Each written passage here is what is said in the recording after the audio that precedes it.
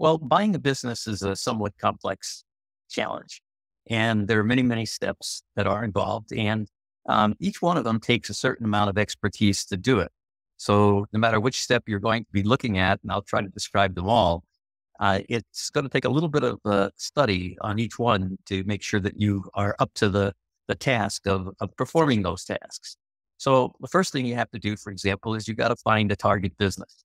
And that can be a bit of a challenge because most people just think about going to business brokers and they call business brokers and they ask them simple things like, what kind of businesses do you have for sale? Or if you're doing it online, you're searching and you're seeing different types of businesses that are available.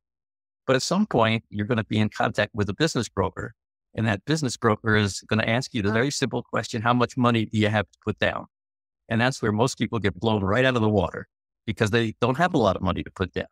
And so as a result, the broker blows them off because brokers get paid a commission from the cash that comes in at the beginning. And they don't want to work with buyers that don't have a lot of cash. So the first challenge you're going to have on the very first step is finding that business and getting past the credibility issue that the seller and the broker are going to give you, in effect, the right time of day. All right. So that's like the very first challenge that you come up against. Once you pass that, you now are actually having an opportunity to see a real business that's for sale.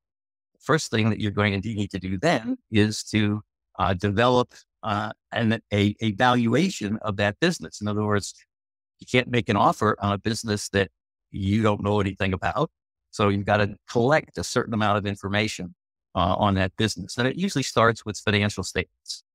Many times a broker will offer you online what's called a CIM, a confidential information memorandum. And that will be filled with all kinds of information, hopefully financial information on the company, its background, how much sales it has, how much profits it makes, what its growth has been over the past few years, and the story about the company itself and what it does. But generally, that's not enough information to really make a detailed offer about the business. So you're going to want to get financial statements on the company, at least for the last 3 years. So there's a number of things that you're going to want to get. Your data collected, you're getting information. Now, the seller probably has an asking price. Sometimes they say, well, make us an offer. But one way or another, you're going to have to put together the next step, which is to make them an offer on the business. And that usually comes in the form of what's called a letter of intent. And it's non-binding. You're not bound to it. That's going to be a step that you have to take. And you're going to have to complete that at some level to say, I'm going to pay this much for the company. I want to pay for it in this way. This way, what are the terms? How much cash up front? How much over time? How are you going to basically finance this thing? You got to know that because if you make the offer, you got to know that you can fulfill that offer.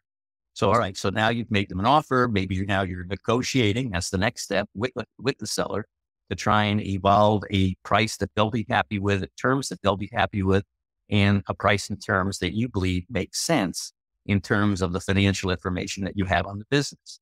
And in pricing that business in today's marketplace, I would like to tell you that if you're paying more than 2.7 times EBITDA to 3.5 times EBITDA, in today's money markets, the capital costs are so expensive because of today's high interest rates and the cost of capital that the chances are that you're not going to be able to pay for that business from its cash flow if, in fact, you are paying more than that for the business.